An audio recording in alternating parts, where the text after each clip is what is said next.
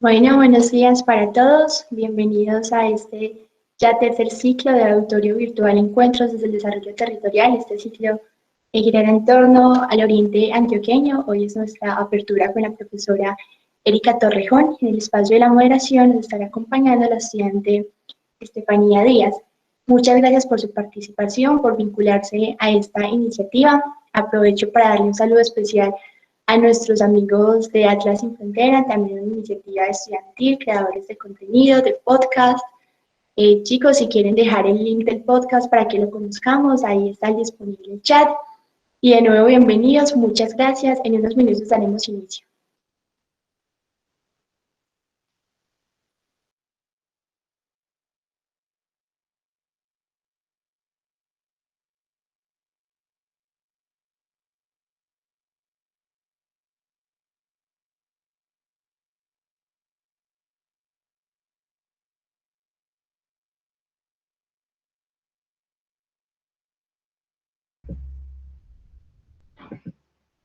Buenos días, bienvenidos al tercer y último bloque de charlas del auditorio virtual, Encuentros desde el Desarrollo Territorial, que tiene como eje central la subregión del Oriente Antioqueño.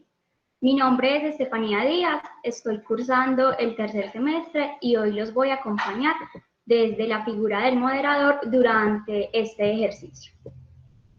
Para empezar, es importante mencionar que la propuesta de desarrollar el auditorio virtual surgió como un espacio pensado para hacer frente a la motivación de continuar los debates académicos en contextos de confinamiento que nos presenta la crisis de salud pública actual y que además podría representar una discontinuidad en los debates realizados por parte de quienes hemos apostado al estudio del desarrollo territorial, es decir, de profesores y estudiantes interesados en estos temas. Así, en medio de un panorama tan complejo como imprevisto de pandemia que ha irrumpido en nuestra cotidianidad, es vital considerar a la universidad no solo como un edificio para impartir clases, sino también como un lugar intangible en donde habita la diversidad del conocimiento. Se trata entonces de una invitación que pretende extender conjuntos de charlas a estudiantes y a profesores con el fin de considerar espacios académicos alternativos que pueden ser llevados a cabo a través de estos medios virtuales. El interés central es continuar respondiendo al objetivo del pregrado de formar ciudadanos éticamente responsables y analíticamente capaces de comprender aquellos fenómenos ligados al desarrollo en los territorios, cuyo fin es aportar desde su pensamiento y su accionar a la transformación permanente de la sociedad colombiana. Agradecemos puntualmente a la facultad, a la coordinación del pregrado en cabeza del profesor Cristian Sánchez y a los profesores Cindy Arango y Alderic Gutiérrez por su acompañamiento y apoyo en la organización y difusión de la iniciativa estudiantil. Asimismo, a la Unidad de Comunicaciones de la Seccional Oriente por su apoyo en el diseño y la difusión de las piezas publicitarias del evento.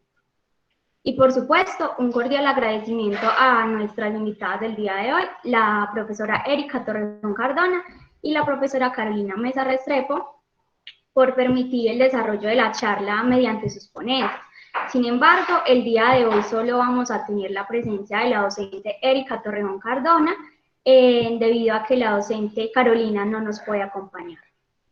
Les recuerdo que la metodología para el día de hoy está dividida en dos bloques, 45 minutos para la ponencia y posteriormente disponemos 15 minutos para un espacio de preguntas que pueden ser formuladas por el chat o bien pedir la palabra para usar el micrófono y a petición de la docente, cuando vayan a intervenir, por favor presentarse, nombre, estamento y municipio al que pertenece.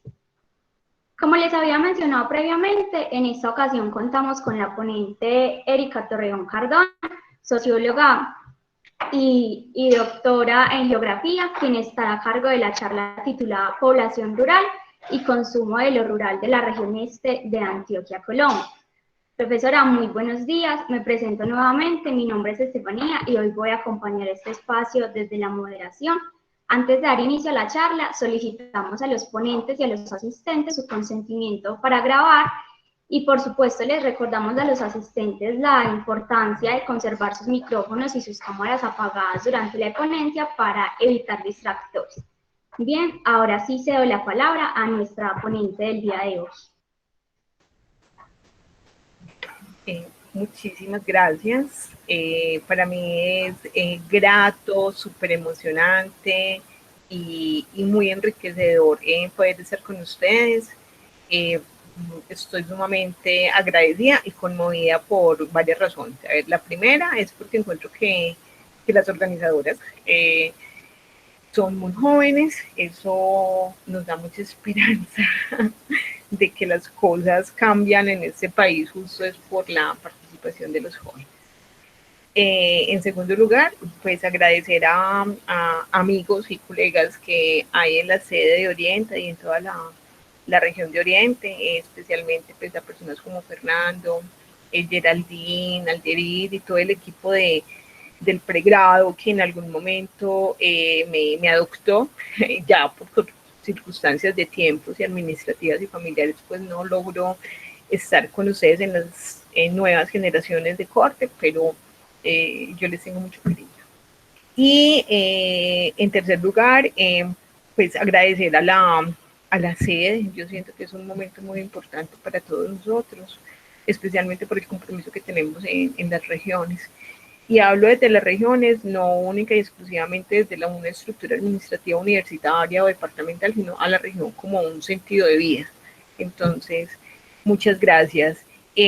Carolina se excusa, un asunto de salud de ayer a hoy que se complica, no es nada grave, no es COVID, para aclararles, hace que ella no está en las mejores condiciones para establecer la charla, o sea, podría hacerla, pero entre las dos decidimos que era mejor que no estuviera para que ella pudiera hacer las gestiones necesarias para que estuviera mejor. Entonces ella les manda recuerdos.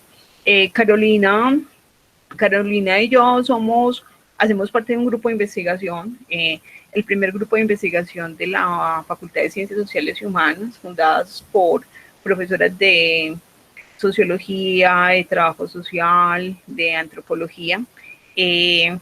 Ella fue, pues no fue tesista porque ya es graduada del doctorado de Ciencias Sociales, socióloga de la Universidad La Sorbonne, del Museo del Hombre, pero su familia pues ha vivido siempre en Colombia, en Antioquia, y justo es una pobladora del oriente antioqueño, de ese límite entre el valle de San Nicolás y el valle de Aburrá. Ella está en una de las veredas de Santa Elena. Bueno, voy a hacer una lectura corta de un prólogo de un libro. Intencionalmente no les voy a decir de quién es el libro ni cómo se llama. Y va a ser intencional porque quiero unir esto a lo que venimos a hablar hoy, que ya les advertí a las organizadoras. Quise como romper un poco el esquema de que esto fuera una cátedra unidireccional donde yo ponía pantallas y ustedes escuchaban y volverlo más una conversación, obviamente con unos puntos muy sustanciales en esta. Entonces empiezo a leer, va a ser corto para no aburrirnos. A pesar de sus tremendos avances hacia la industrialización, Colombia todavía es un país predominantemente rural. La mayoría de sus gentes viven en la agricultura y no se han radicado en las grandes ciudades como Medellín y Bogotá, sino en comunidades rurales. Esas comunidades constituyen el fundamento sobre el cual descansa la sociedad colombiana. Y para poder entender esta sociedad como un todo, se hace necesario conocer las características y la significación de sus partes. Bueno, aquí ya va a aparecer el libro. El libro del Dr. Falsborda es una contribución pionera que lleva a tal conocimiento. Es un análisis meticuloso y erudito de la sociedad campesina de la comunidad andina de Saucio, pero es aún más.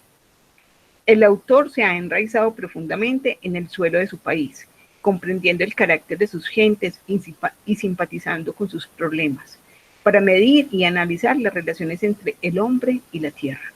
la estratificación social, las tendencias demográficas y los niveles de vida, solo para mencionar algunos de los tópicos tratados.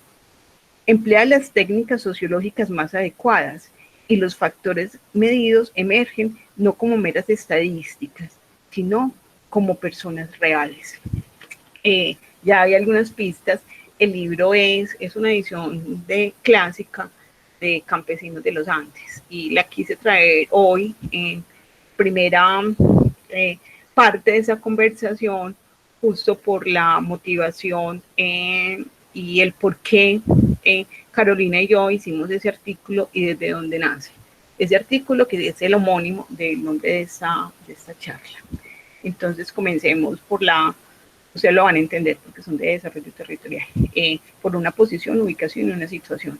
Mi nombre es Erika Torrejón, yo estoy en este momento en Medellín, soy socióloga de la Universidad de Antioquia, doctora en Geografía de la Autónoma de Barcelona, llevo aproximadamente 20 años en la Universidad de Antioquia y Orlando Falsborda fue y es uno de los autores que más nos ayudó y me ayudó a mí particularmente en mi formación de pregrado, de posgrado y actualmente, para poder analizar, pero también sentir los cambios que tienen los territorios. Entonces, cuando él hace este libro, que es un libro emblemático para nosotros, está catalogado desde la sociología, pero en este momento trasciende, aparece como una línea transdisciplinar, porque también es leído desde la geografía, desde la historia, desde la economía, desde la etnografía. Entonces, es también un libro que se basa como en estos métodos cualitativos.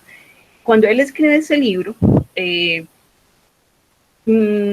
justo estaba haciendo su doctorado en Berkeley, California, en una de las escuelas clásicas de la geografía de América, y hablo de América como continente, no solamente América, hablando de Estados Unidos y Canadá. Entonces allí pues se encuentra con la escuela clásica de la sociología positivista. Allí también estudió, por ejemplo, uno de nuestros clásicos de la geografía como James Parsons, y de ahí se desprende gran parte de lo que es la geografía física. Luego la convergencia entre lo que llamamos ahora una geografía regional, muy en versión americana. Entonces, él se enfrenta a esto, obviamente, pues viene de un país que es subdesarrollado en ese momento, estamos hablando en pleno proceso de Guerra Fría, y claro, lo que hace es, dice, no, pues yo voy a hacer un trabajo que sea acorde como al país de donde vengo, y retoma esa población. Entonces yo no me imagino, porque aún hoy en las evaluaciones de tesis, hasta de doctorado, de maestría, de pregrado, siempre los estudios de casos se ven como investigación de menor grado, como, ay, eso tan pequeño, ¿para qué? Pero eso no es general, eso no va a cambiar el mundo, eso no es significativo. Pues Orlando Falsborda se enfrentó a eso. Aún hoy nosotros lo hacemos, imagínense lo que a él le pasó en Estados Unidos, Berkeley, en ese momento.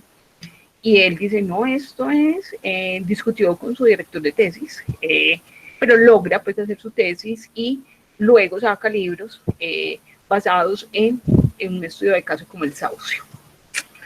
Lo quiero traer a colación porque obviamente eso nos está remarcando que lo local es importante, que el sentido del lugar del saucio para él y para los pobladores del saucio queda en la zona cundiboyacense, muy cerca de Bogotá, ahora ya conurbado, en esa época apenas estaba empezando el proceso. Y se me acerca mucho a lo que hemos trabajado en el Oriente Antioqueño, pues cada que trabajamos como en una veredita, perdida en el Sonsón, uno dice, pero ¿esto qué va a impactar a la ciencia? Esto no tiene importancia. Entonces quiero animarlos porque los estudiantes de pregrado en particular pueden emplear esos pequeños espacios como una vereda, como un barrio, justo para aprender a hacer investigación, y que eso va a tener un valor en primer lugar para ustedes y en segundo lugar también para la ciencia, porque eso ya desde hace más de 50 años se está validando como ciencia. O sea, la investigación cualitativa vale, tiene soporte, obviamente debe ser rigurosa, así como es la cuantitativa, y esa diferencia entre cual y cuanti cada vez se ha venido a perder. Entonces, ese es como uno de los libros que quería como ponerles a colación. Acá tengo algunos que vamos a ir mostrando. Entonces, ahora sí vamos a entrar en materia. Antes de hacer la exposición de lo que es para nosotros lo que es el tema, yo quiero mostrarles, contarles cómo nace el artículo y el motivo de nuestra charla. Este artículo se enmarca en un proyecto, en un macroproyecto, que es un estudio comparado entre Brasil y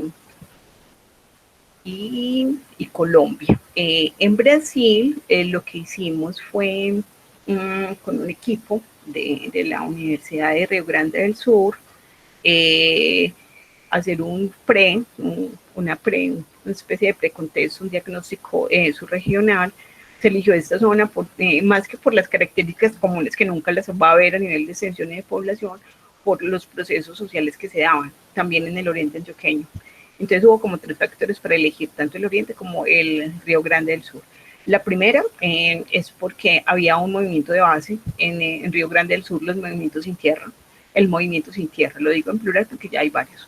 En el oriente antioqueño había algo predominante, por ejemplo, como el movimiento de acción peñolita o el movimiento peñolita, que luego se transforma y se generan otros. Segundo, había una gran influencia de lo que nosotros llamamos teología de la liberación. Y tercer elemento, había masa crítica. Cuando hablamos de masa crítica es porque existían universidades, y si no habían universidades, que en los 2 casos se cumplía, había ya una generación de jóvenes y de profesionales que habían estudiado el territorio. Entonces se recogen esos elementos, se hace el estudio comparativo. Quizás me ayudan las moderadoras y me permiten ustedes mismas, porque aquí no me da, proyectar en la página web del proyecto, el que le coloqué justo a las 10 de la mañana. Si me dan una manito con eso, se los agradezco. Entonces, de ahí salen una serie de resultados, obviamente muy enfocados a Río Grande del Sur y otros al oriente antioqueño. Esta charla alude a ese proyecto y a uno de los componentes que trabajamos. Voy a hablar únicamente del caso del oriente antioqueño. Entonces allí nos enfrentamos como a 3 grandes parámetros teóricos y también metodológicos. El primer parámetro fue, bueno, cómo nosotras y nosotros, porque era un equipo, vamos a definir lo rural. Entonces, uno de los primeros elementos como declaraciones teóricas fue, no, para nosotros lo rural es un espacio que tiene relaciones locales e internacionales. Entonces, no existe para nosotros una separación, una dicotomía entre rural y urbano. Lo rural hace parte de un proceso de globalización que, si bien la tendencia es urbana, aún hay modos de vida. Esa fue la primera declaración. Segundo, vamos a entender lo rural donde a nivel clásico lo comprendíamos como que era donde se desarrollaba la agricultura, o en otros términos, aquí hay gente de economía, de otras personas, de la economía agraria. Entonces nosotros dijimos, sí, todavía consideramos que en lo rural hay producción agraria, pero la gran diferencia ahora, y que ya lo han mostrado varios autores y varias investigaciones, es que no es en exclusivo agrario. Estamos hablando de una lo llamamos pluriactividad, o sea, hay agricultura, pero también hay actividades como el turismo, como restaurantes, como la educación. Entonces, si bien hay agricultura y allí la agricultura se va a considerar como desde un perfil de campesino, no de industria agrícola, sino de campesino minifundista, también vamos a ver cuáles son esos cambios, considerando que empíricamente ya veíamos cambio, pero lo teníamos que demostrar a nivel de datos e investigación. Entonces, en ese orden de ideas dijimos, bueno, entonces vamos a ver cómo se expresa lo rural en el oriente antioqueño. Y de ahí elegimos como 2 rutas de investigación. Una, primero, hacer una revisión de datos cuantitativos, que nos dicen los censos. Obviamente el censo del DANE en eso es muy pragmático. Yo no digo que esté mal, pero no nos servía mucho para lo que nosotros nos queríamos preguntar, porque para ellos urbano es cabecera, y el resto que puede ser zonas suburbanas, ustedes que trabajan en los planes de ordenamiento territorial, zonas de expansión y lo rural, es el resto. Entonces simplemente tomamos datos ilustrativos que enseguida les voy a mostrar cómo se muestra. Entonces esas fueron como las 3 declaratorias. Nuestra principal motivación fue que varias investigaciones, tanto en Brasil como en Colombia, como en Canadá, en Chile, Estados Unidos, Francia, Italia, nos estaba mostrando como una línea un poco extraña, porque antes siempre se veía que había migración campo-ciudad, y resulta que hay unas investigaciones que están mostrando que hay una migración inversa, o sea, de las áreas urbanas o de las ciudades hacia el campo. Y eso obviamente se va contradiciendo como las tendencias que estábamos viviendo a nivel de los modelos de desarrollo. Aquí en Colombia hay gente que lo ha trabajado, una de Elmira Pérez con Nueva Ruralidad y otros, una Beatriz Nates y otros autores, que en el artículo ya les voy a decir cómo se estructura. Entonces dijimos, listo, vamos a tratar como de ver qué es lo que está pasando. Entonces voy a mostrarles así rápidamente la estructura del artículo, no lo voy a leer porque siento que justo esta intervención permitiría más la conversación y que eso ustedes lo pueden hacer luego, obviamente las personas que estén interesadas.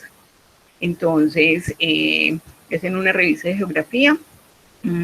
Voy a ir al mapa, siendo como muy honestos con lo que hicimos.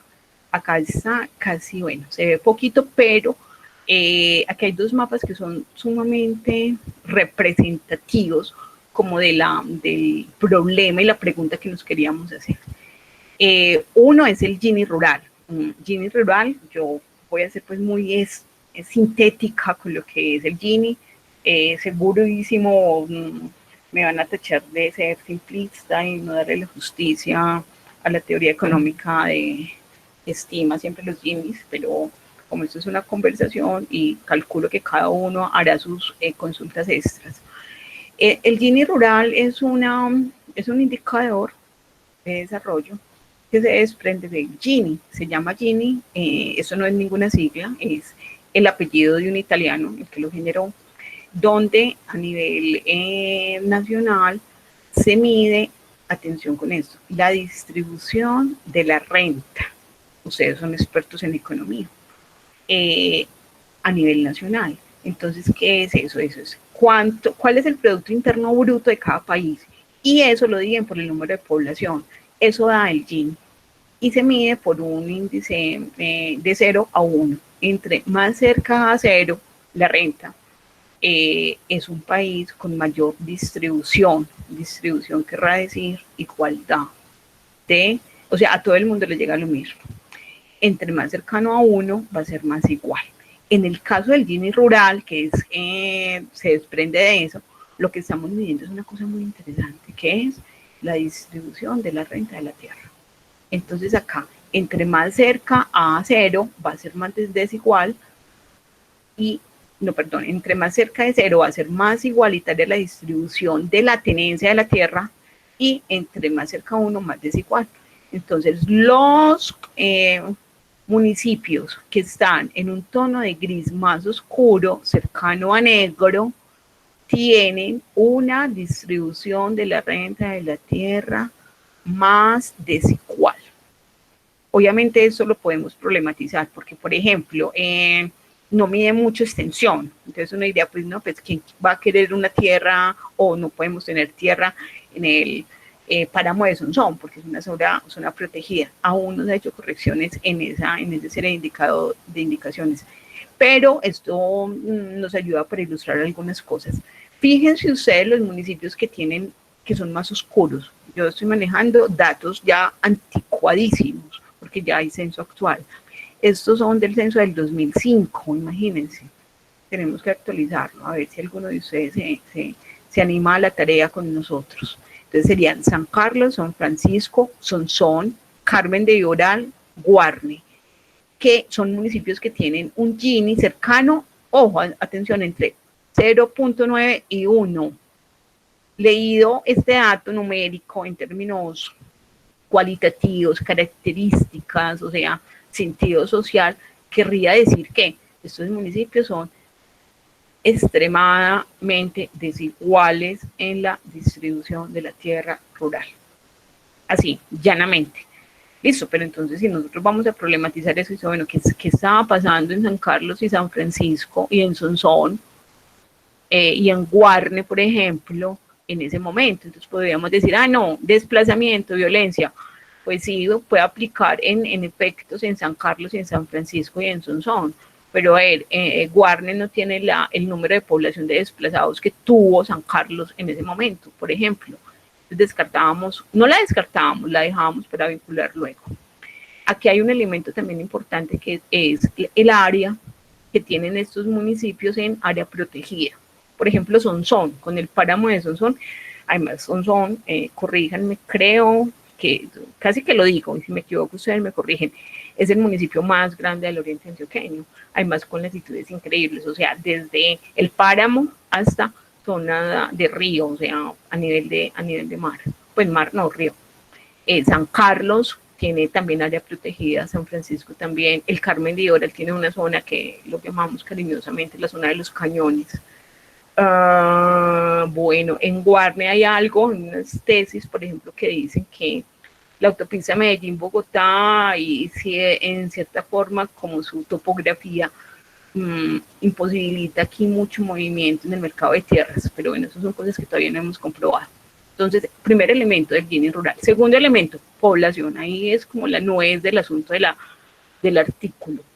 Es, a ver, pues sí, estamos hablando del oriente antioqueño, que es una región emblemática, porque aquí se han experimentado los modelos de planeación, o sea, las herramientas de planeación de desarrollo a nivel nacional las ha experimentado el oriente antioqueño.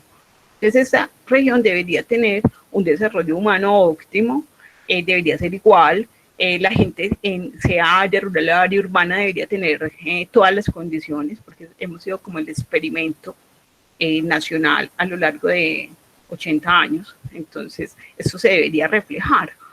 Entonces, aquí empezamos a encontrar que, oh sorpresa, el oriente antioqueño está manteniendo la tendencia que nos dijo Orlando Fassborda en 1970, que ya lo venía trabajando desde los 60, y la que Absalón Machado en el programa de Colombia, Razones para la Esperanza, indicó. Y es que, pese a la tendencia de urbanización que tenemos a nivel global, aún en el oriente antioqueño hay población, y no cualquiera, sino porcentualmente importante ubicada en las áreas rurales. ¿Cómo se muestra esto? Eso quizás no es el mejor mapa. Ustedes que tienen un laboratorio de SIC lo podrían hacer muchísimo mejor. Yo no tengo equipo de SIC cercano, esto siempre lo tenemos que contratar por fuera, lamentablemente.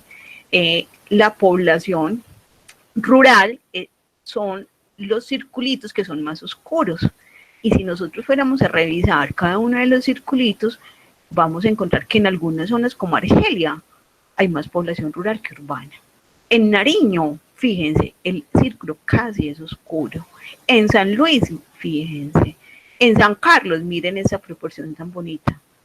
A ver, acá me parece muy llamativo, aunque sea difícil de visualizar. Estas son las zonas donde ustedes creo que están ahora, no he visto el chat, que es lo que llamamos nosotros zona del altiplano o el hermoso valle de San Nicolás, que es el más oscurito. El más oscurito a nivel de, como diferencia pues de la zona del valle de San Nicolás es oscura. Pero no, y a nivel de cada uno de los municipios, los circulitos nos están mostrando color oscuro. Eso quiere decir que hay población rural allí, en unas más, en unas menos. Por ejemplo, vamos a ver con algunas. El Carmen de Iguala, que es un municipio sumamente emblemático, ya les voy a decir por qué, tiene más población rural, bueno, casi la mitad. Aquí encontramos los porcentajes. El Retiro, Carmen de Iguala, La Ceja, fíjense La Ceja, qué interesante. Bueno, esto igualmente hay unos elementos acá que tengo que declarar. Primero son datos desactualizados porque ya hay censo actual. Y en segundo lugar, el mapa pues creo que puede estar en unas condiciones mucho mejores visualmente. Voy a leer textualmente esto, porque es justo lo que queríamos problematizar y resaltar en el artículo. Datos indirectos como los referidos a la variable lugar donde vivía hace 5 años. Esta es una variable que se incluyó en el censo del 2005. Lamentablemente, el censo actual la quitó. Eso nos quitó la mano, nos quitó una mano a las personas que estábamos haciendo estudios sobre cambios demográficos, porque para uno hacer algo serio a nivel de otros países, tiene que hacer algo longitudinal, o sea, comparar durante varios periodos. Entonces, el hecho de que no lo hayan colocado ahora es grave, porque nos imposibilita o tendríamos que hacer demasiadas maromas para recoger ese dato. Pero es importante que haya aparecido ahí. Incluida en el Censo de Población de Vivienda del 2005, puede aportar algunos datos representativos. Voy a hablar en términos de su área. 26.833 personas de las zonas rurales del altiplano, o sea, Valle de San Nicolás, indica que sí habían realizado cambios en los últimos 5 años. Así como 12.408, 12.000, 8.000 y 6.000 respectivamente para las zonas de páramos, embalses y bosques. Entonces, esto está mostrando que la gente de las áreas rurales se mueve. Ahora, la pregunta era, ¿por qué la gente se está moviendo de las áreas rurales? Yo también lo podría preguntar desde lo urbano, pero nos interesaba lo rural. Entonces aquí empezábamos a barajar varias opciones. Listo, no es que se están moviendo porque hay conflicto armado. Entonces la respuesta es sí, pero no exclusivamente por el conflicto armado. Y ahí es una de las cosas que es como el soporte, o para mí es lo que me parece más importante como de la investigación. Sí hubo movimiento por desplazamiento armado, pero no fue en toda la región del oriente antioqueño. Es sumamente claro en lo que les voy a seguir mostrando, dónde se movieron por desplazamiento armado. Y no es nueva para muchos de nosotros. Por ejemplo, son emblemáticos Granada y San Carlos. O sea, ellos mostraron, entre términos pues, coloquiales, un despoblamiento casi del 80 sobre el 100% de la población, y de esto era rural. Pero en otras zonas, como en el altiplano, esa movilidad en la área rural no fue por desplazamiento forzado. Aquí es como una de las hipótesis que queríamos poner a problematizar. ¿Por qué? Entonces aparece como otro tipo de migración que ya también se ha trabajado en otras investigaciones, no yo, en otros países, que es la migración por amenidades. ¿Qué son? ¿Qué es una migración por amenidades? Pues es una migración que justo se mueve porque quiere, porque le apetece cambiar de área, porque económicamente no puede, porque quiere más aire libre, porque quiere una segunda residencia, bueno, por muchas razones. Entonces lo que queríamos como explorar es, bueno, ¿por qué la gente que no, en las zonas donde no hay desplazamiento forzado, bueno, según datos también, se está moviendo al área rural, y si están en el área rural, ¿hacia dónde se van? Luego, según ese indicador. Entonces de ahí dijimos, listo, hasta acá está muy bien lo estadístico, nos gusta, lo tenemos que seguir trabajando, pero no me da la respuesta. Entonces allí, eso es una de las cosas lindas de la investigación, dijimos, no, entonces vámonos a un trabajo más a profundidad, y vamos a hacer unas entrevistas, vamos a hacer una adaptación de etnografía. No fue etnografía porque no teníamos ya condiciones de hacer algo a profundidad como nos hubiera gustado. Entonces lo que hicimos fue definir unos perfiles de esas áreas rurales, de la población, perdón, de esas áreas rurales, e irnos a campo a preguntarles a estas personas hace cuánto viven ahí, por qué están ahí ubicados, y de ahí entonces salieron como unos elementos muy bonitos. Dentro de los elementos bonitos que para nosotros nos permitió como contrastar con lo que pasaba en otros países y otras zonas de Colombia, encontramos lo siguiente. casi que la puerta de entrada fue el altiplano, pero luego en embalses se nos abrió una segunda puerta. En el altiplano encontramos que sí, en efecto, hay una cosa ahí muy marcada con el proceso de industrialización y postindustrialización que tiene el Oriente. Una es que aún en las áreas rurales del altiplano hay personas de vocación campesina, y yo hablo ahora de vocación, no necesariamente origen, que están allí, o sea, están ubicadas en área rural con tipo de minifundio, cada vez un poco más estrecho, con menos condiciones para seguirlo sosteniendo, pero se declaran campesinos y de origen campesino. Listo. Dijimos, bueno, eso aquí ya empieza a ser interesante, porque sigue manteniéndose la tesis de Orlando Falsborda de que en las áreas rurales hay campesinos haciendo agricultura, pero ya veíamos que no era lo mismo de hace 20 o hace 30 años, que sus vecinos eran distintos. Por ejemplo, no tenían áreas para cultivo, o si las tenían para ornamento, o para otra residencia, o para un equipamiento que no necesariamente era agricultura. Entonces empezamos a hacer esas entrevistas. Yo voy a hacer acá declaraciones y confesiones. Eso no lo encuentra Erika Sola, eso lo encuentro yo desde hace 15 años con estudiantes de sociología de regiones que viven en el altiplano. Por aquí creo haber visto a alguien muy bonito que me recuerda, creo que está por acá Luisa Fernanda, con ellos, con este equipo de estudiantes, hacíamos trabajo de campo y veíamos que claro, los que estaban viviendo allí eran personas que jubilados, personas de origen de Medellín, a veces de Manizales o Cali, que se fueron a vivir ahí en la década de los 80, tuvieron hijos allí, y esos hijos estaban estudiando ahora en la Universidad de Antioquia. Encontramos también, por ejemplo, que en algunas zonas, esos son casos un poco sensibles, pues, pero hay que decirlos, especialmente en Río Negro, muchas áreas rurales, algunas veredas, no me atrevo a decir ahora el nombre de veredas exactas, lo que encontramos es que la misma familia campesina había parcelado, había vendido, y luego ellos hacían el oficio de mayordomo, o sea, habían pasado, eso es muy importante y es muy grave, voy a hacer aquí el adjetivo, muy grave, porque se muestra una tendencia de ser propietario, que sería lo ideal para mantener el minifundio, a dejar de ser propietario y volverse inquilino. Y en ocasiones trabajador como mayordomo con su familia sin condiciones laborales. O sea, ahí hay unos préstamos que se salen además de cualquier norma laboral, de derecho laboral ahora. Yo te dejo vivir acá, no me pagas, pero yo tampoco te pago. Pero es como una relación de servidumbre, o sea, época feudal. Se da mucho. Tuvimos estudiantes con familias bajo esa figura. O sea, familias de mayordomos que estaban viviendo en casas aisladas, separadas, y le servían a estas familias. Eso obviamente está mostrando a nivel sociológico, social, una segregación fuerte, una relación muy marcada. Y encontramos también otras cosas.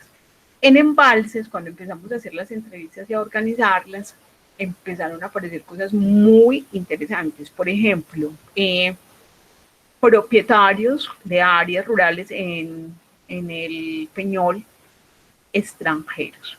Encontramos italianos, holandeses, estadounidenses, suizos. Bueno, no me extraña que un suizo se quiera ir para el Peñol, pues dirá románticamente, es el paisaje más cercano a mi país, entonces me voy allí. Yo lo cuestiono porque obviamente el paisaje idílico del Peñol no es natural. Ustedes saben que es artificial, y detrás de esas aguas hay todo un proceso ahí de desigualdad y de exterminio también, pues, de un pueblo. ¿Sí? Pero bueno, habían suizos, encontramos también personas de Medellín, algunas veredas ya totalmente segregadas, y por eso yo quería que esto fuera una conversación, porque en una de las evaluaciones de los jurados nos decían, pero a ver, el tema de segregación espacial es un tema muy complejo, ¿ustedes cómo lo demuestran? Entonces nosotras, pues no para defender o indicar que teníamos la razón, pues mostramos algunas entrevistas y le dijimos, mire, yo no tengo datos estadísticos de eso, porque es que en mi país la estadística aún no se preocupa ni ha generado una variable para revisarlo, eso lo hacemos desde la investigación cualitativa. Pero esto está mostrando que aquí no hay relación, o sea, son casas que están hechas, se hicieron con materiales, además tiene reja, cámara de protección y perros. Entonces, a ver, perdón, si yo tengo todo eso en una casa, obviamente estoy mostrando y diciendo a gritos, no quiero que nadie entre. ¿Qué es seguridad? Sí, es seguridad, por eso está rompiendo también una lógica de comunicación, una lógica comunitaria interna en estas veredas. Entonces, tema para tesis de pregrado de desarrollo territorial. Hay veredas que están total ya alrededor del espejo de agua de la represa del Peñol, hablo del Peñol, no Guatapé, porque Guatapé no fuimos, que están ya totalmente estratificadas o que cuentan con casas aisladas una de otra y con una estética y una forma, una arquitectura que obviamente está mostrando que quiere protegerse. Y ahí no hay campesinos, o sea, ya se fueron. Los campesinos en el Peñol, en algunas veredas que todavía se mantienen, por fortuna además, porque ellos en eso sí no se venden, están en los extremos, están en las áreas más altas, donde aún la carretera pavimentada no ha llegado. Entonces eso ha sido como una especie de contención, una barrera, yo la llamo una barrera geográfica de protección, porque obviamente la persona que vaya a construir eso tiene un carro y no va a dañar el carro metiéndolo a una carretera destapada. Bueno, entonces todo esto eso es como lo más básico. ¿Cómo voy de tiempo? Profe, nos restan entonces 15 minuticos. 15 minutos, bueno, yo creo que no me voy a llevar todo eso porque voy a ir directamente como a las conclusiones. ¿Qué nos dejó todo este trabajo? Enseguida puedo quizás apuntar algunos elementos interesantes desde lo teórico, pero vamos como a revisar la conclusión. La conclusión es un poco, conclusiones en plural, un poco como duras, pero son importantes que ustedes las puedan identificar y podamos hablar como alrededor de eso. Pues la primera era que en el oriente antioqueño había unas regiones que habían ganado y otras que habían perdido, en términos, o atención con esto, de desarrollo.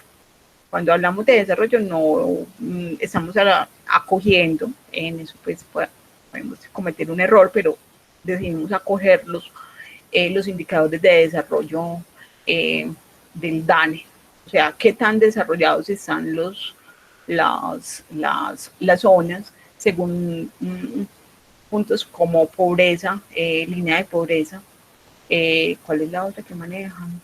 Desarrollo, niveles básicos de pobreza, el NBI, necesidades básicas insatisfechas. Y hay otro que en ese momento no me acuerdo, por acá está. Entonces, tomamos eso y dijimos, listo, vamos a cruzar eso con las entrevistas a ver qué datos nos muestran. Entonces, de ahí mi conclusión es, hay subregiones en el oriente antioqueño que fueron perdedoras en NBI, necesidades básicas insatisfechas.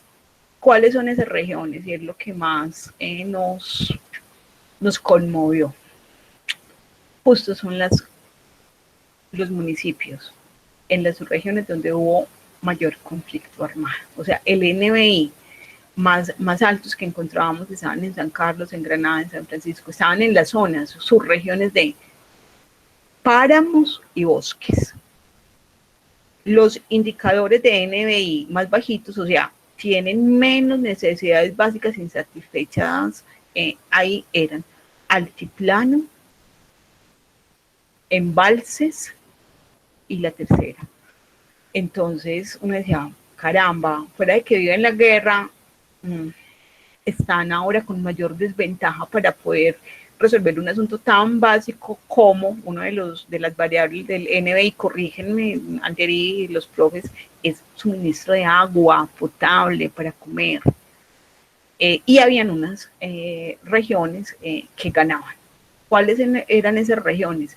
Pues esas regiones eran las que las dotadas con infraestructura vial y aérea. Eso es una cosa que hay que remarcar en el caso del altiplano. De industrialización y de equipamiento urbano. Entonces aquí las regiones que entre comillas ganaban en menos NBI era altiplano y embalses. Voy a leer una de las últimas partes. Todo lo anterior permite indicar que las poblaciones rurales del este de Antioquia tienen unas relaciones y conciencia socioespacial diferenciadas. Cuando hablo de conciencia espacial estoy haciendo alusión a, aquí les voy a mostrar en un ratico, a varios autores de la geografía humana. Y con esto, a la vez, aparecen procesos de segregación socioespacial al interior de las zonas rurales por la calidad, a raíz de las desigualdades sociales y como efecto de la producción de la renta del suelo urbano, rural.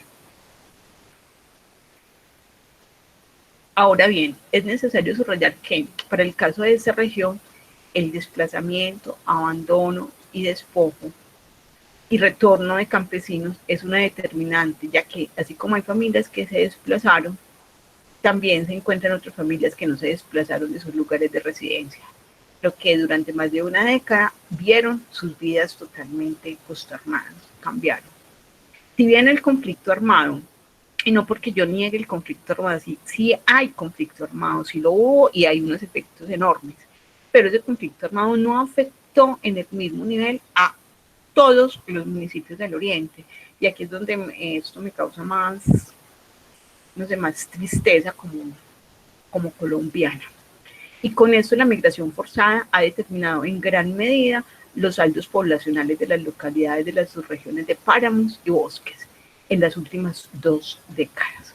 Se encuentra que la migración por amenidades, fíjense que pues yo no quise pues hacer la relación como teórica de dónde nos paramos por la migración de amenidades, pero en términos muy cortos, amenidades es aquel que se mueve por voluntad y por condiciones. El desplazamiento forzado es una migración forzada, pero acá la gente se desplaza porque es su vida la que está en juego. En amenidades no, es otra condición.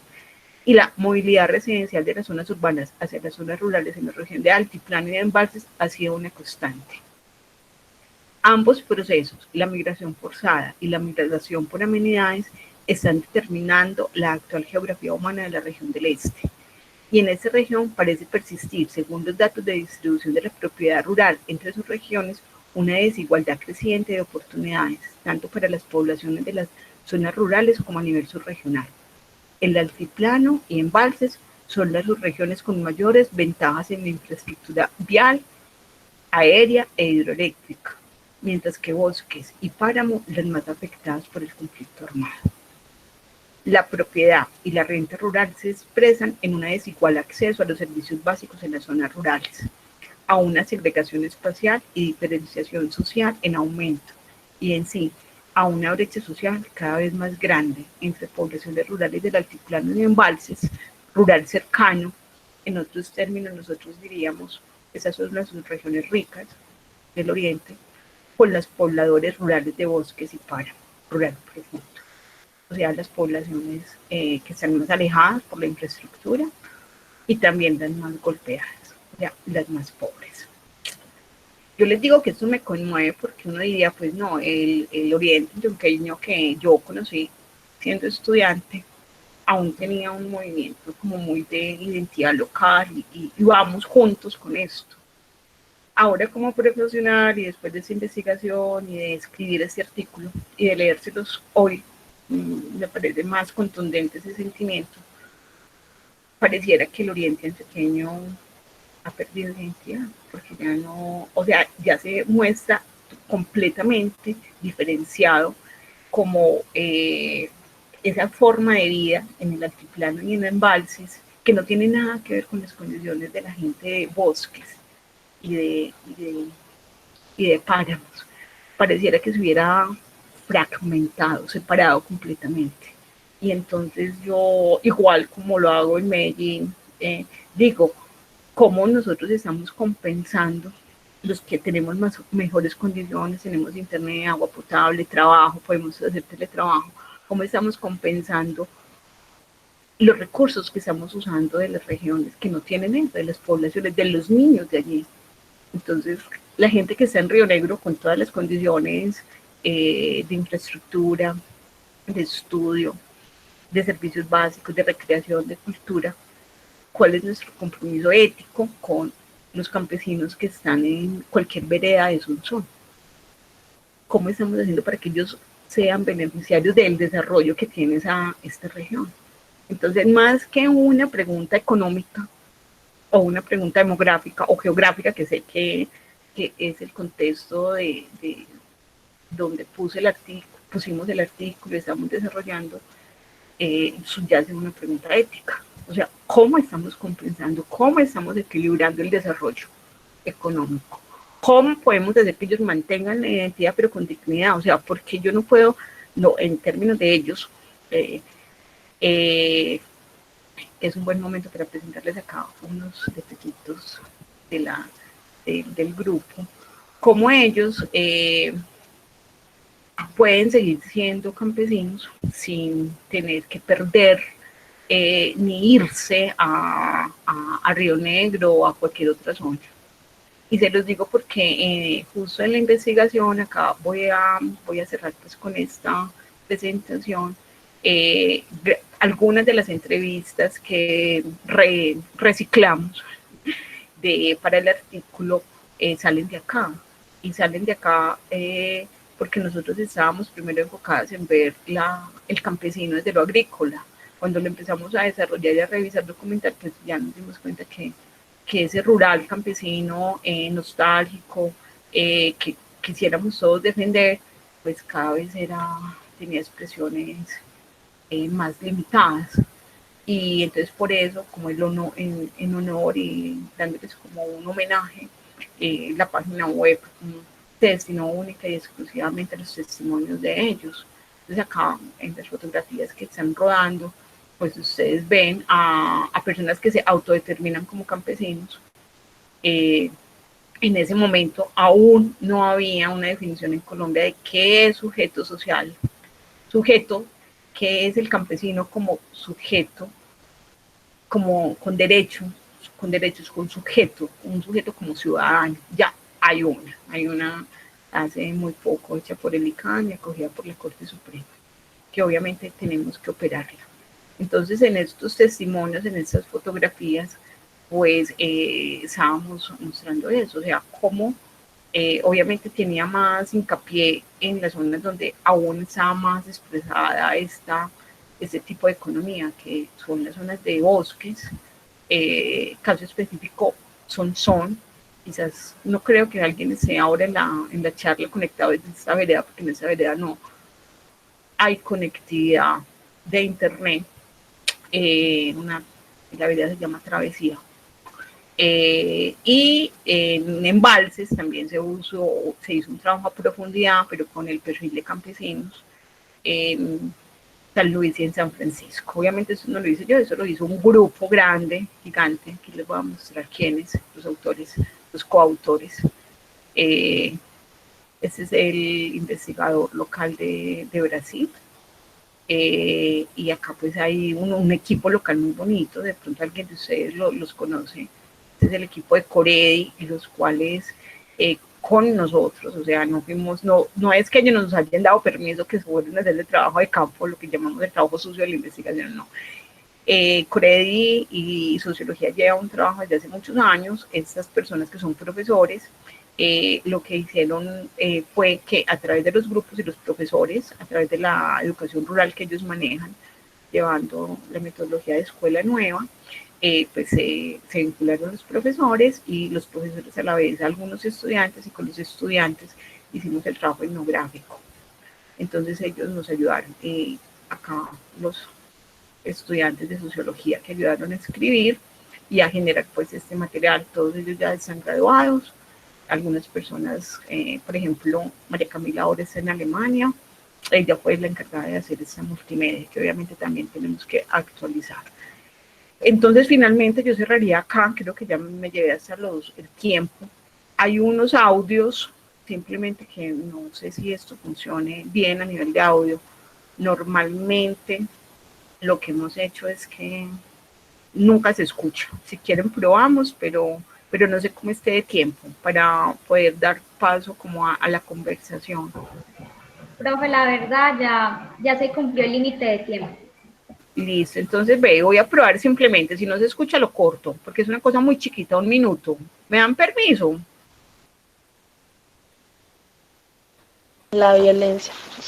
Eso fue un tema, una situación muy que golpeó muy fuerte esta parte de acá, por ejemplo, mi vereda, el municipio en sí. No, gracias a Dios ya últimamente se vive de una tranquilidad impresionante. Antes, aunque yo en ese tiempo vivo en el pueblo, recuerdo que me tocaba esconderme en el patio de mi casa para que no alguna bala no me diera. Pues eso era muy duro y acá en la vereda mucho más. Recuerdo que mis primos, mis tíos decían que ellos mantenían escondidos debajo de las camas, el miedo a que ya llegaban y que les hicieran algo. Entonces, de verdad que gracias a Dios ahora se vive una tranquilidad, una paz inmensa. Ya no te da miedo salir por ejemplo, los agricultores, mi papá, ya no es con ese miedo de que salga y que le pase algo, no, ya ahorita tranquilamente sale y sabe que con los llega y regresa. Bueno, yo me tomé el permiso de rodar ese minutico. En la parte de adelante, lo voy a repetir, está el vínculo de la página web del proyecto y hay varios testimonios, es una página hecha con mucho amor. Yo se los voy a poner acá, no porque tenga que tener vínculos, ni likes, ni indicadores de popularidad, sino para, ya Geraldine, muchas gracias, sino para que los que estén interesados puedan ver algo más a profundidad. Muchas gracias, mil disculpas por la extensión en el tiempo. Voy a cerrar micrófonos y cámara. Ok, muchas gracias, profesora Erika, por vincularse a estas charlas con su ponencia. Damos ahora paso al espacio de preguntas. Hasta el momento tenemos 4 tandas. La primera pregunta la formula el estudiante Albeiro González y dice así: ¿es correcto afirmar que Colombia vive un proceso de migración hacia la ruralidad y podría considerarse como la nueva ruralidad? Y si es así, ¿qué políticas deberían implementarse para una distribución más adecuada de la tierra en la zona rural? ¿Cómo es el procedimiento? ¿Una a una o hacemos un barrido de 2 o 3? Como ustedes deciden. Como se sienta más cómoda, profesora. Esta pregunta está un poquito larga, compuesta, pero si quiere, le doy paso a la segunda pregunta, que también es un poco corta, y cerramos esa tanda con esas 2. No, hagamos una cosa, contestemos esa y luego la juntamos cada dos. Yo hago pues lo que pueda, tampoco es que me las sepa todas. Alberto, ¿cierto? No, Albeiro. Albeiro, mira, Albeiro. ¿Dónde estará ubicado Albeiro? Bueno, luego nos cuenta. Albeiro, yo te diría acá que no, o sea, no, que no hay una migración hacia la ruralidad a nivel general en Colombia, pero haciendo caso y aprovechando como que nos gusta la geografía a muchos, hablemoslo desde la escala. Entonces, en ese término, yo te diría sí, pero no, generalmente. O sea, si tú te vas a parar en el altiplano, sí hay una migración hacia la ruralidad. O sea, hay una migración, pero no una migración que sea, de Río Negro me voy a una vereda de Río Negro. No, aquí es transescalar, es una cosa muy interesante, no compleja, interesante, eso se puede investigar. De personas de Medellín que se fueron para Río Negro y ahora en pandemia, no te digo lo que se está disparando. Sí, en el caso del Retiro, el Retiro es un municipio súper interesante para estudiar y ustedes lo tienen pegado, porque el Retiro está marcando una migración ciudad a campo, como tú lo explicas, lo preguntas, hacia la ruralidad, pero no de cualquiera, de clases medias altas, de jubilados, de personas que tienen capacidades más. El Gini rural de Carmen, del Retiro, para que me corrijan y hagan cosas y publiquen y saquen investigaciones, es un Gini rural bastante cercano, o sea, por debajo de 0.5. Eso quiere decir que hay capacidad adquisitiva y que hay distribución. Y la tierra rural del Retiro, la renta de la tierra rural del Retiro es alta.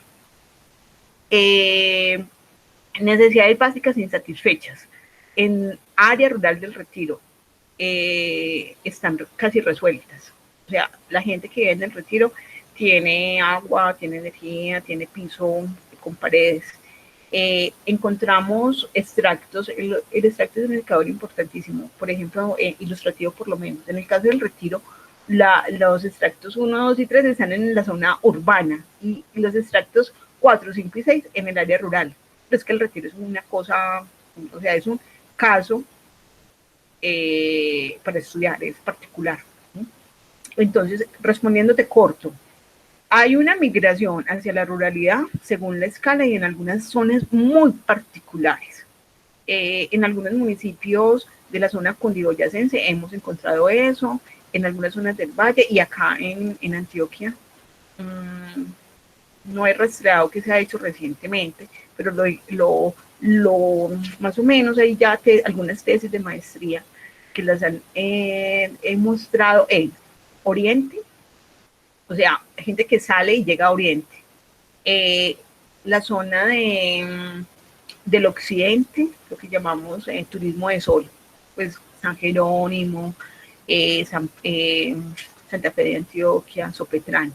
Y ahora eso es, estamos en estos momentos, no puedo decirlo a nivel general, porque estamos apenas mostrando los datos, recolectando datos nuevos, la zona del Valle de Osos, o sea, todo lo que es el sector de San Pedro, de los Milagros, Belmira, Entre Ríos, se me da un nombre, uno de los municipios. Todo ese sector está mostrando una migración hacia la zona rural. Pero vuelvo a decirlo, ahí está muy marcado por una especie de clase social, de accesibilidad, de renta. Pero a nivel nacional no podemos decir que es general.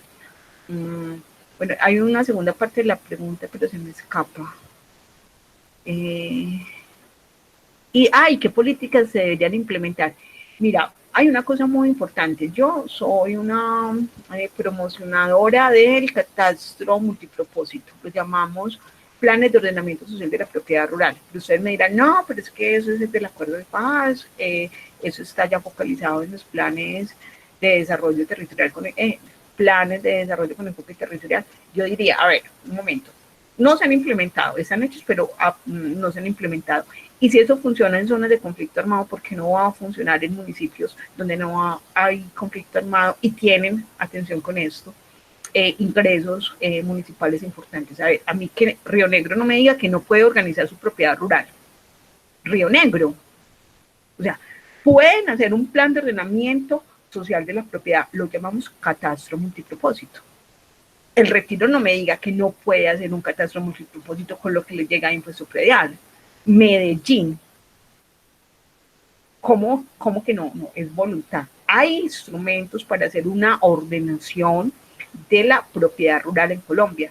Lo que pasa es que tenemos unos atrasos técnicos y en eso ya hay México, por ejemplo, Brasil lo ha hecho, pero personal lo hay y se puede formar. Por ejemplo, el trabajo que ustedes hacen con el laboratorio de SIC permitiría tranquilamente hacer una cosa de esas. Tranquilamente, en 3 meses o 4 meses, se pueden capacitar 30 auxiliares de catastro. No hay, Cindy en eso me puede discutir, que en Colombia no hay ingenieros catastrales para hacerlos. No los hay, están en Bogotá y están muy cotizados ahora, pero podemos capacitar y podemos capacitar auxiliares, talleristas. Hay catastros hechos por comunidades en México. Entonces hay instrumentos. Si quieren más adelante les podemos pasar a través de los profesores algunos ejercicios y mostrar cómo se hace. Lo que pasa es que esto requiere voluntad. Como no se hace, no hay organización de información. ¿A quién le está conveniendo que esa información no esté al mercado? Porque eso lo debe estar regulando el Estado. Bueno, yo dejaría hasta acá para la otra pregunta. Ok, profe, muchas gracias por la respuesta. Vamos ahora con la segunda tanda. Entonces, la primera pregunta la formula Daniela Gallego ¿Cómo se ven o hay estadísticas donde se reflejen las brechas de desigualdad entre habitantes de la zona rural y zona urbana? Esa sería la primera. Y la segunda la formula el estudiante Sebastián Giraldo.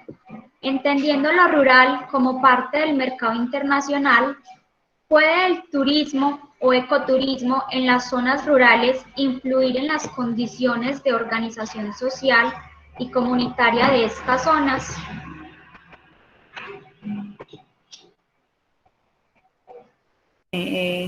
Bueno, la primera, yo llevo más o menos un año sin trabajar datos estadísticos. Me disculpan porque casi que me declaro corchada para dar una respuesta actualizada de lo que pregunta la estudiante.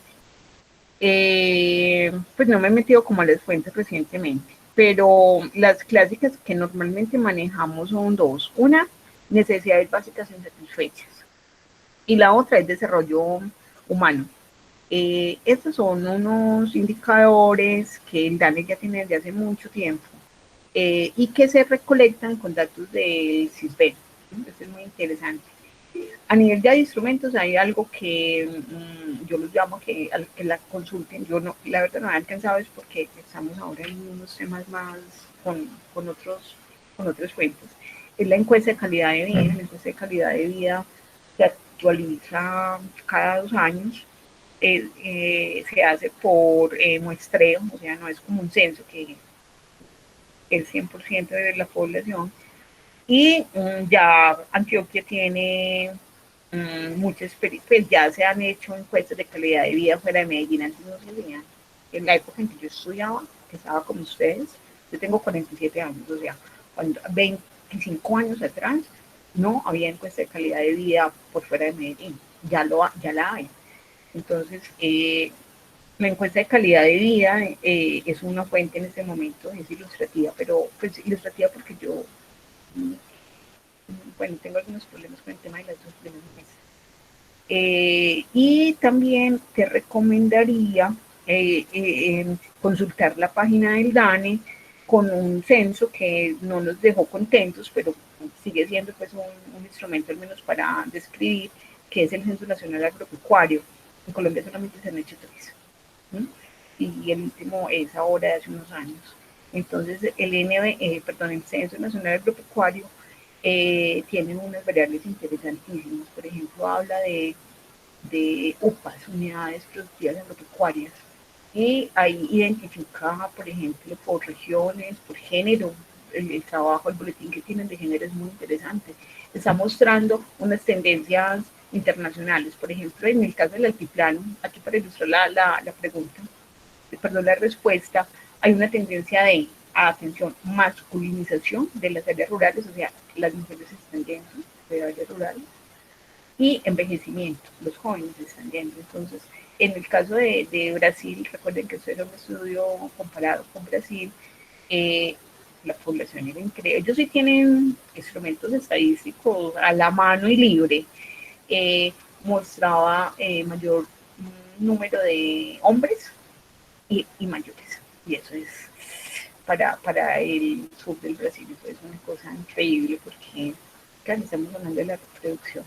Bueno, la otra pregunta me parece muy bonita. No me acuerdo quién la hace, pero podríamos decir que románticamente hablando, el turismo rural en ese momento de pandemia nos está mostrando cosas maravillosas. Una, el conocer lo rural sin una mirada extractivista y de consumo y de los aceleres y las cosas que tenemos en una ciudad, sino un acercamiento cara a cara, cuidado, protegido, personalizado. Entonces, yo siento, volviendo al tema de la escala, que los ejercicios de turismo rural, y en este caso turismo rural campesino, que se están haciendo y que se van a hacer, porque creo que esto ya no lo va a detener nadie, nos va a mostrar y a mantener una relación distinta, respetuosa con las áreas rurales. Que lo pueda cambiar, dudo, porque estas son unas estructuras demasiado pesadas, pero bueno, si nosotros las personas lo hacemos y decidimos dónde ir y a quién pagarle, podemos hacer cambios que nos pueden sorprender. Entonces la pregunta es muy linda. Estamos trabajando con una familia del páramo de Belmira, porque pues ahí tenemos unas colecciones en este momento, pero podremos hacerlo con otros en el oriente, donde ellas en plena pandemia, o sea, en junio estaban ya ofreciendo guianzas familiares y ellos mismos se pusieron los parámetros de bioseguridad, no se los puso Duque. Ellos dijeron, no, estamos atendiendo familias entre 3 y 5 personas. Se quedan en estas casas, estamos ofreciendo de un día para otro, la alimentación es así, los va a llevar estas 2 personas, las únicas personas de la comunidad los puede llevar, o sea, no es lo mismo sin protocolo, obviamente antes había más libertad, pero ahora había que proteger también que no aumentaran el contagio, pues que no fuéramos los urbanitos los que llevábamos el COVID a una vereda. Entonces, hay ejercicios también sé, y en esto sí pues voy a hacer una anécdota. Hace 8 días estuvimos en una caminata en el oriente antioqueño, entre La Ceja y El Retiro, y yo quedé estupefacto, o sea, la gente caminando, obviamente no nos juntábamos, no, pues uno veía a los caminantes, pero el senderismo, el auge del senderismo que ustedes tienen es increíble, o sea, y el uso de la bicicleta, o sea, se ve un movimiento muy interesante que a mí me deja esperanzada. Yo pasaría pues a que me ayuden con las otras.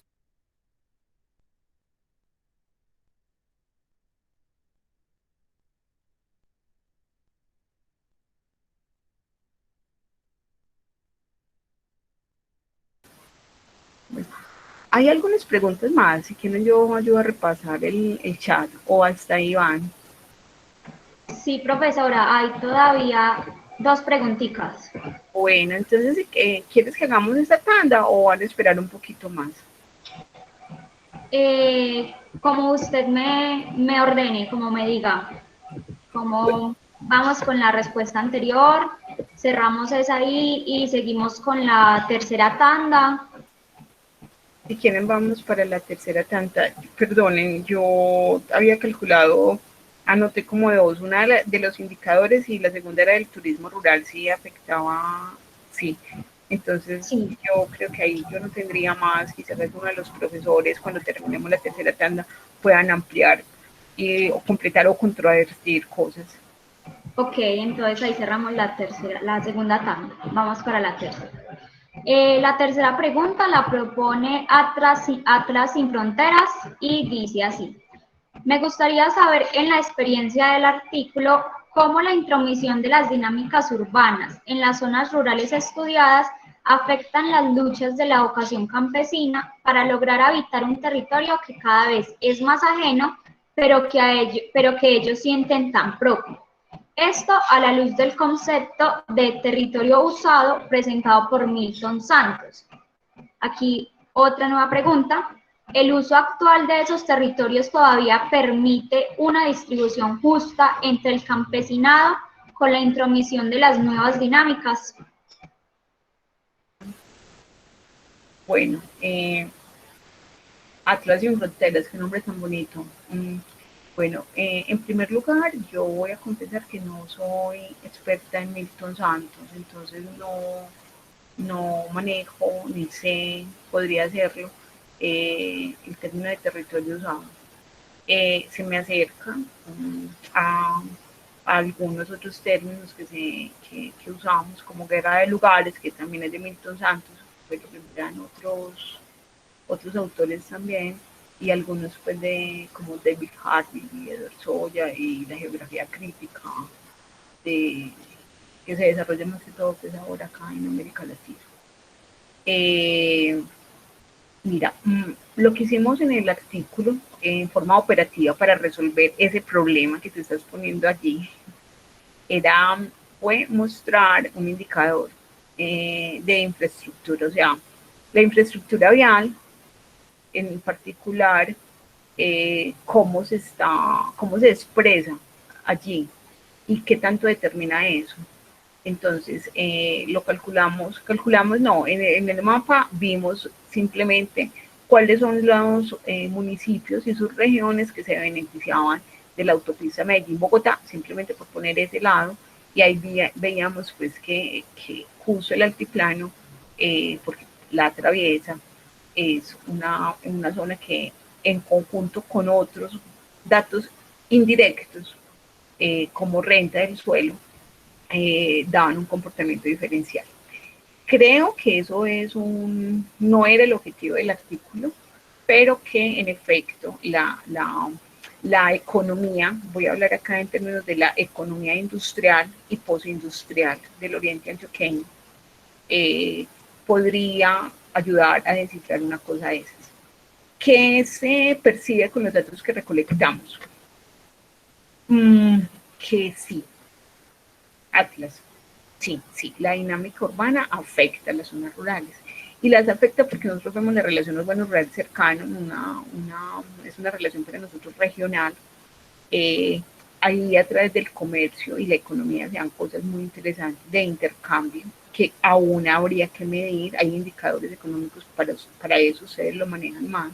Nosotros desde lo cualitativo nos interesa más el tema de lo relacional y la perspectiva, la percepción y la perspectiva del asunto. Entonces hay un asunto ahí que nos sigue causando ruido e interés. El ruido a veces ayuda a despertar el interés y es el asunto de los modos de vida, o sea, como que se mezcle el urbanita consumista, que no tengo problema con que quiera comer cada uno, pero cuando esto se empieza a establecer como el modo de vida preferido, imperante, se encuentran cosas como no tan agradables. Pero también veíamos lo otro, veíamos que en muchas zonas, por ejemplo en el Carmen de Oral, hay unas veredas en el Carmen de Oral que a ver, toman aguapanela, o sea, llevan la aguapanela, cargan la aguapanela, comercializan la aguapanela con una forma, con la otra.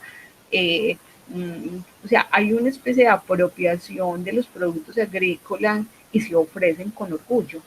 Entonces, yo no podría responderte a través de los datos del artículo porque no fue nuestro objetivo. Pero otros estudios, desde una visión de conservar la identidad campesina, desde el determinismo de que si soy campesino y mi familia es de un área rural, yo como joven debo estar en el área rural.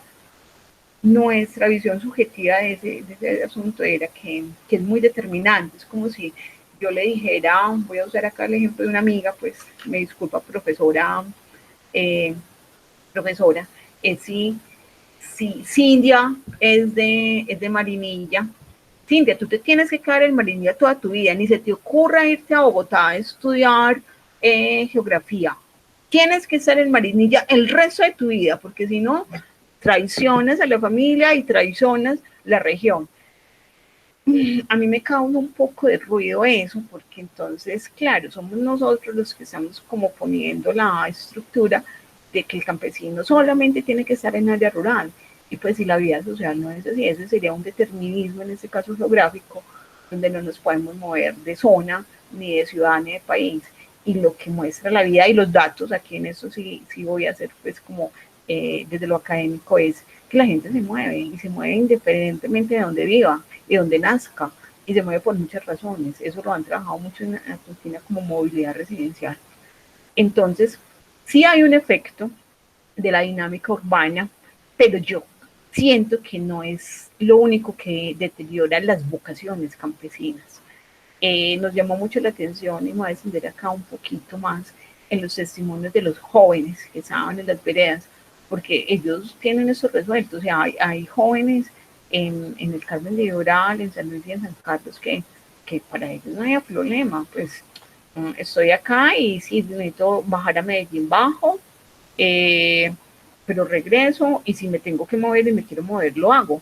O sea, como que lo campesino para ellos está allá adentro, lo tienen resuelto. Hay gente que tiene resuelto y hay algunas comunidades que los tendríamos que ayudar.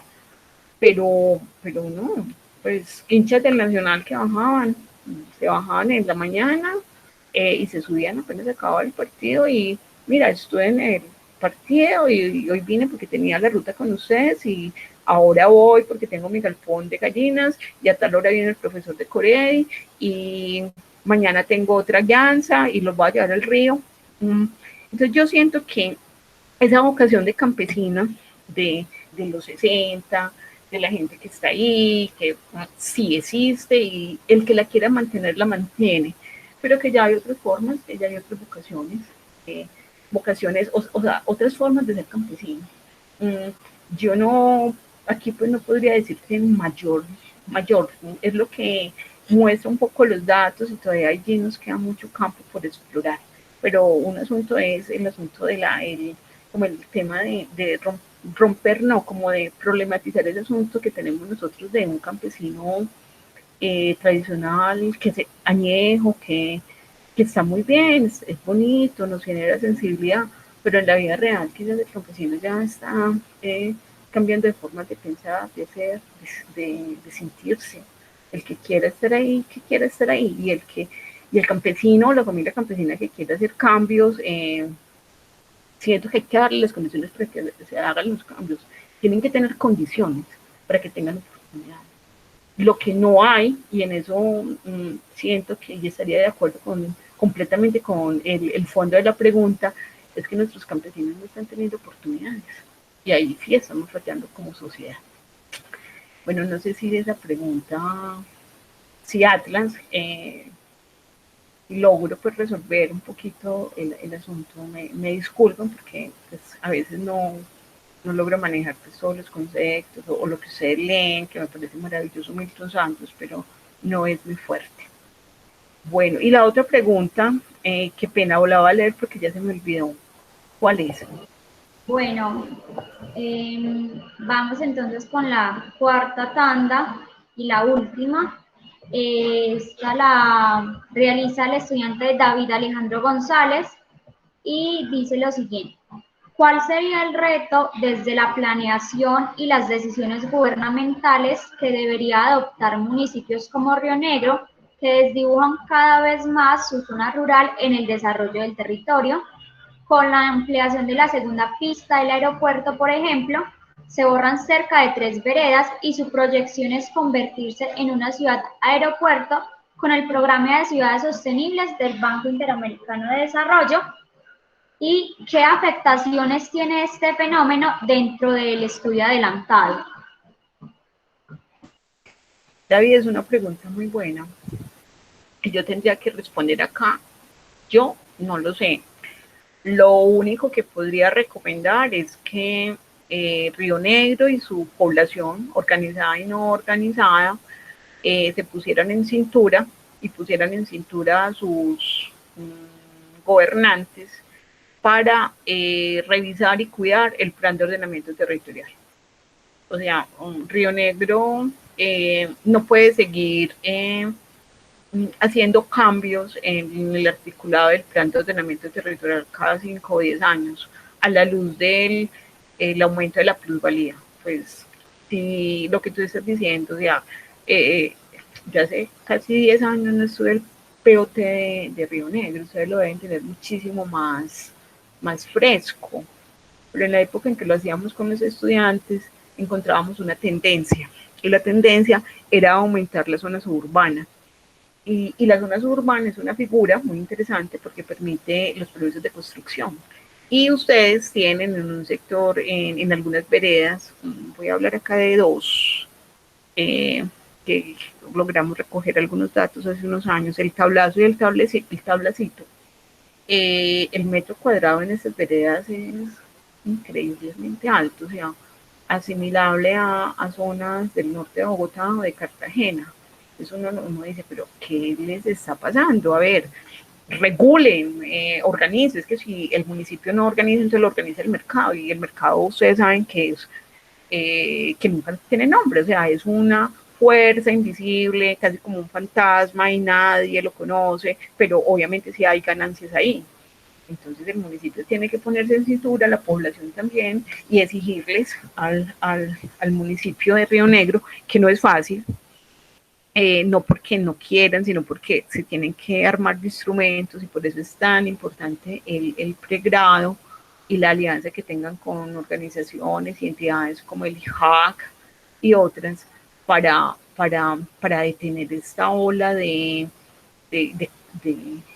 construcción que se ampara en el suelo de expansión urbana y en el suelo rural, porque ahí les sale más barato, para luego generar casas aisladas, segregadas, con un alto costo ambiental, porque para llegar a estas casas, voy a hablar del tablazo, en particular, pues, son como un trabajo un poquito más a profundidad, más allá de las estadísticas, había que tener carro, o sea, el consumo del carro, ¿qué? O sea, ¿dónde están las vías peatonales? Yo me puedo mover en bicicleta, ¿cómo es el circuito y las rutas de transporte público? Entonces no es solamente la renta y la plusvalía que se genera de esa renta, sino el costo ambiental que eso da.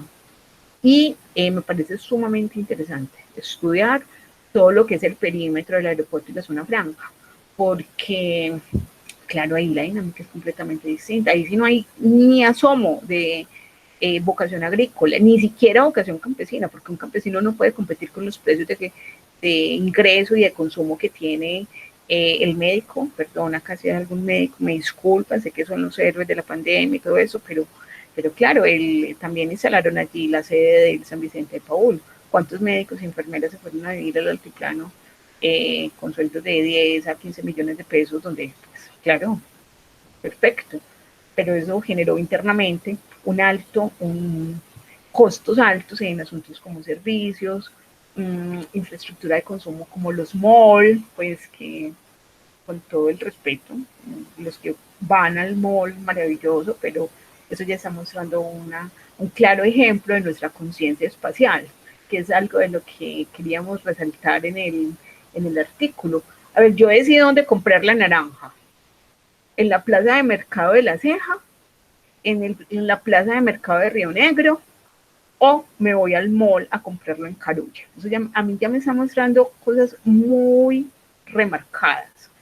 Yo dónde compro la lechuga, se la compro a Don Carlos, producción limpia, agroecológica, en el Carmen de Iboral con encargo, pues porque ya no da abasto, o a los agroecólogos de Marinilla, o la voy a comprar al Éxito. Obviamente, pues aquí ya no solamente hay un asunto de oficio, es un asunto de clase, de percepción, y lo digo porque mis colegas y mis amigos de Río Negro y del Carmen de Iboral también asumen estrategias de consumo alternativo y consumo de compra directamente al campesino para mantener. Y hay otros que eso no les importa, pues hay muchos, con todo el respeto, académicos, docentes y estudiantes y administrativos que merco en cualquier parte, merco donde me des más rápido, me paro acá en el Éxito y compro esto. No tengo nada en contra de la cadena de Éxito, no me ha hecho nada, pero yo cada vez, desde ya varios años, limito mucho los. Entonces, claro, esta pregunta es muy interesante, motivo para muchas tesis o para una próxima conversación con personas que hayan trabajado, por ejemplo, con esa zona del aeropuerto y la zona franca, porque ahí se están dando una dinámica territorial perversa. O sea, está cada vez más segregado, más policía, más vigilancia privada. Yo entiendo que esta ciudad sea esa zona sea tan insegura y todo eso, pero también eso está mostrando otra clase de relación social. Grave, muy grave lo que está pasando. El aeropuerto quizás necesite la segunda pista, no lo estoy poniendo en cuestión, pero yo creo que eso no tendría que tener unos afectados. O sea, cómo se van a compensar, quiénes son, o sea, ahí hay movilización social y organización. O sea, son más preguntas las que me genera lo que tú estás diciendo a lo que yo podría aportar, simplemente reflexiones un poco más sueltas. Yo dejaría así, no sé si logro ser clara y cumplo con la expectativa de la respuesta. Sentiría que no, pero es lo único que puedo decirles ahora. Ok, muchas gracias, profe. Bueno, vamos entonces cerrando. Por último, voy a leer el comentario de Patricia Elena, que dejó en el chat. Dice, para que exista un equilibrio entre campo y ciudad, deben existir políticas públicas que incentiven a los campesinos a regresar y mantenerse como campesinos en condiciones dignas en lo rural. Los datos dicen que el equilibrio debe ser mínimo de 70/30. No sé si de pronto la profesora quiere agregar algún comentario adicional sobre eso o vamos finalizando. Acá yo me excuso, yo soy de la generación de las viejitas porque solamente puedo hacer una cosa a la vez, entonces por estar hablando no logré ver el movimiento del chat, que me parece muy interesante. Aquí hay un asunto que me parece chévere, bueno como resaltar en voz alta. Y es alguien que pregunta o comenta o sugiere repasar el Oriente en los años 70. Es John Henry Velázquez. Él dice, debemos volver a leer la década de los 70, caso Oriente y caso 90, porque se vuelve el ciclo y las dinámicas sobre el territorio.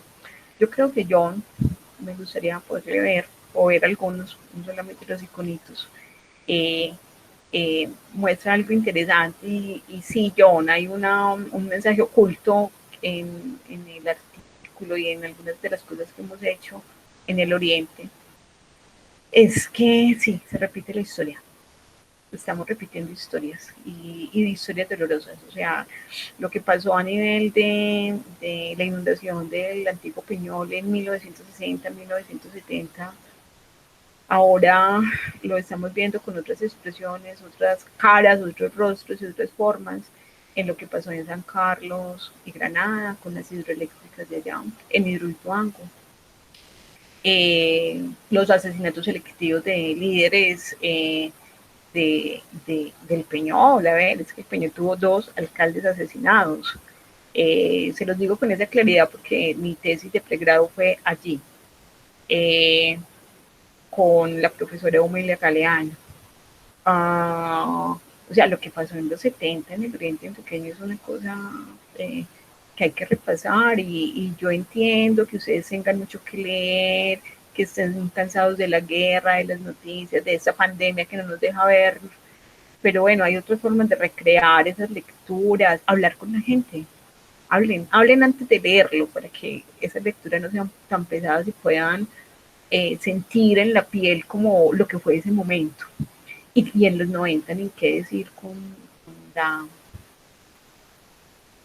contrainsurgencia y la insurgencia. O sea, aquí hay cosas que son dolorosas y que entiendo a nivel de sensibilidad humana completamente que eso no es bueno. O sea, estamos ya cansadísimos y cansadas de esta guerra.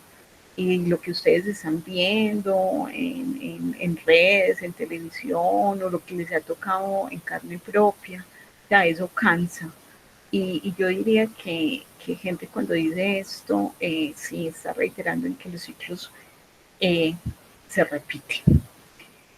Creemos y esperamos que hay un momento donde dejan de repetirse y puede ser ahora. O sea, hay una universidad de Antioquia con unos pregrados maravillosos en la sede de Oriente. Ustedes son hijos de campesinos, son una generación yo siento que lo va a cambiar, no porque nosotros no lo hayamos hecho. O sea, si esto no es de la mejor manera, pero obviamente hay unos elementos humanos y o sea, una fuerza social muy distinta a la que había en los 70. De recoger esa historia y volverla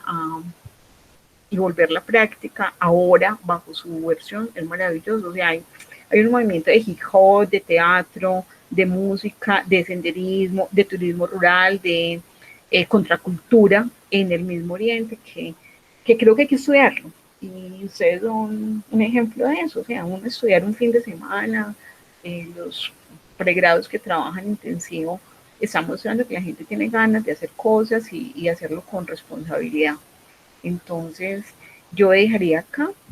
Muchas gracias por la paciencia. Los extraño y esperamos vernos pronto. O sea, ojalá no necesariamente bajo la pantalla. Ok, para cerrar entonces agradecerle nuevamente a la docente por vincularse a la iniciativa con su charla y enriquecer este espacio.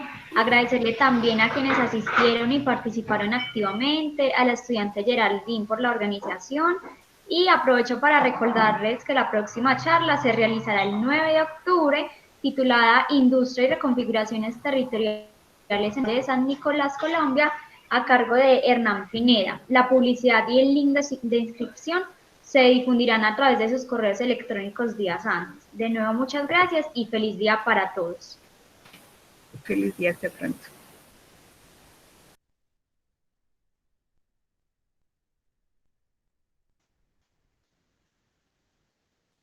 Hasta luego, muchas gracias a todos por conectarse. Especial agradecimiento a la profe Erika, que creo que todavía está por aquí. Les recuerdo a los que queden, la grabación de la charla se sube también a YouTube. En el chat les dejé el link y feliz día para todos. Muchas gracias, Geraldine. Gracias a ustedes. Felicitaciones. Muy bien organizado el ciclo. Muchas gracias, porque ustedes también le están enviando entonces el link de la grabación cuando nos comparta su consentimiento para poder compartirla. Sí, ya te lo mando. Es físico tiempo que no alcancé a hacerlo a tiempo. Tranquila, profe. Hasta luego. Hasta luego.